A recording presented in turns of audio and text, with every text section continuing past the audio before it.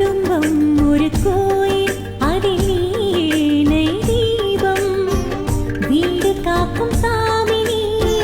எங்கள் அன்பு வினோதினி உன் வாழ்வில் ஏது விடுமுறை கொண்டாட வேண்டும் உன்னை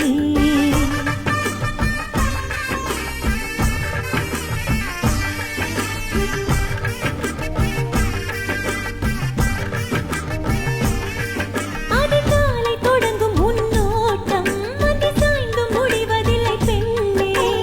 ஓய்வு ஒன்றை அறியாய் நீ உன் பசியை கூட அறியாய் நீ உன் வாழ்வில் ஏது விடுமுறை கொண்டாட வேண்டும் உன்னை